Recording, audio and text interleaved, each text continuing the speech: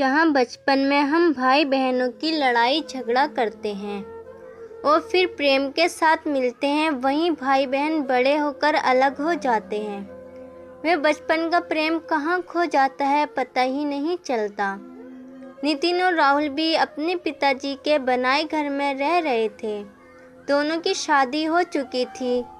रामनाथ जी ने रिटायरमेंट के मिले पैसे से घर बनाया था। इस घर की एक एक ईंट उनकी मेहनत और पसीने की कमाई थी। उन्होंने हमेशा संस्कारों की दुहाई दी और अपनी परवरिश की हमेशा बड़ाई की। पर क्या पता था कि एक दिन उनके ही बच्चे आपस में लड़ने झगड़ने लगेंगे। रामनाथ जी वैसे तो पहले से ही दूरगामी थे। उन्होंने अपने मकान को 2 पार्ट में बनवाया था, एक छोटे बेटे के नितिन और बड़े बेटे राहुल के नाम से।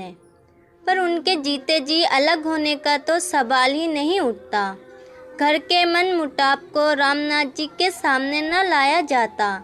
रामनाथ जी की दिनचर्या समय के साथ बीत रही थी। उन्हें अपनी परवरिश पर भरोसा था कि उनके बच्चे कभी आपस में नहीं लड़ेंगे।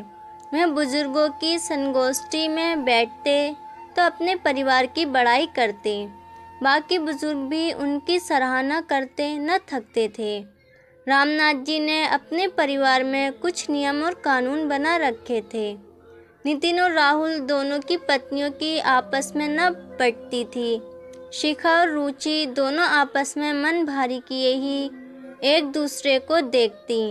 उनका बस चले तो वह एक दूसरे को देखना न चाहें। वह अपने पतियों को ताने मारती। नितिन और राहुल पिताजी से बहुत डरते थे। समय धीरे धीरे बीत रहा था, पर घर में संस्कारों की दुहाई देते देते रिश्ते अंदर से खोखले होते जा रहे थे। कोई एक दूसरे को पानी देने वाला न था। नितिन और राहुल का कमरा ऊपर था, रामनाथ जी नीचे रहते थे। एक दूसरे की देखा देखी रामनाथ जी तक अब टाइम से न खाना पहुंचता न चाय। रामनाथ जी अपने ही घर में एक पुरानी टूटी कुर्सी के सामान पड़े रहने लगे। सर्विस के समय जो उनकी घर में शाख थी वह अब खत्म हो चुकी थी। रामनाथ जी अब बीमार रहने लगे। कहीं न कहीं वे चिंता से ग्रसित थे जो उनको खाए जा रही थी। जिन संस्कारों की वे दुहाई देते थे वे शायद अब ख्यालों में थी। रामनाथ जी बहुत दुखी रहने लगे। रामनाथ जी ने अब घर से निकलना बंद कर दिया। एक दिन अचानक उनकी मृत्यु हो जाती है। जिस पिता ने इतनी दुआएं दी अपने बच्चों को और संस्कारों की कितनी बड़ाई की, उसका ये अंत। अब नितिन और राहुल को रोकने वाला कोई न था। नितिन और राहुल की आपस में तो रोज ही लड़ाई होती। उनके काम पर जाने के बाद शिखा और रुचि भी आपस में लड़ जाती। ये सिलसिला अब आए दिन का हो गया। अब बंटवारे की बात चलने लगी। ये बात रिश्तेदारों तक पहुंची। रामनाथ जी की बड़ी बेटी सुधा और उसके पति दिनेश नितिन और राहुल से मिलने के लिए आते हैं और समझाते हैं कि लोग क्या कहेंगे। पिताजी ने तो हमेशा अपने संस्कारों को सर्वोपरि रखा। तुम लोगों ने उनके मरने के बाद उनकी इज्जत को धो डाला। पर नितिन और राहुल किसी की बात पर तैयार नहीं थे। सुधा और दिनेश बात करके चले जाते हैं। जाते जाते बोलते हैं, थोड़ा सोचो तुम दोनों। जब राहुल और नितिन ने पिताजी का मान न रखा तो वह बहन का क्या रखते। फिर एक दिन राहुल और नितिन ने सुधा और दिनेश को बुलाकर बंटवारे की बात रखी। सब लोग आंगन में इकट्ठा हो चुके थे। सब एक दूसरे पर आरोप लगा रहे थे। नितिन की बहुत ही बेइज्जती हुई। घर में नितिन की पत्नी रुचि, वह भी अपनी एक एक बात को रखती जा रही थी। जो जलता है वही तड़पता है। नितिन और रुचि के साथ नाइंसाफी बहुत दिनों से चल रही थी। वह नितिन और रुचि अब एक होने के लिए तैयार न थे। इधर राहुल और सुधा को सारी कमियां सिर्फ नितिन और रुचि में ही नजर आ रही थी।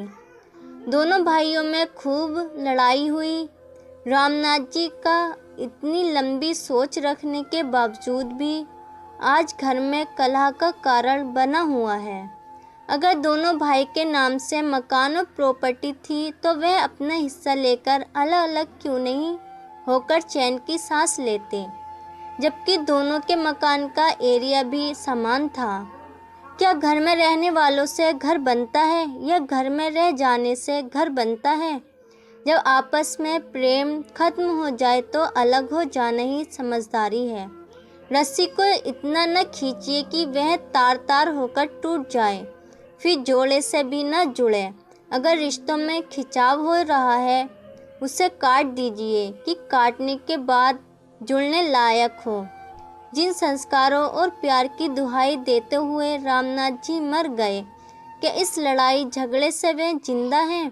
किसी भी रिश्ते में अगर प्रेम और मानवता ना हो तो अलगाव ज़रूरी है। तो अगर रिश्तों में प्रेम खत्म हो गया है तो उसे अलग हो जाना चाहिए। थोड़ा समय और स्पेस चाहिए। धीरे धीरे वह प्रेम फिर विकसित होने लगता है और लड़ कट कर रहने से मन में द्वेष उत्पन्न होता है। समय के साथ ही अच्छी सोच रखते हुए अपने आप को अलग कर लेना चाहिए, जिससे प्रेम भाव आपस में बना रहे। दोस्तों, आपको इस कहानी से क्या सीख मिली मुझे कमेंट्स में बताना।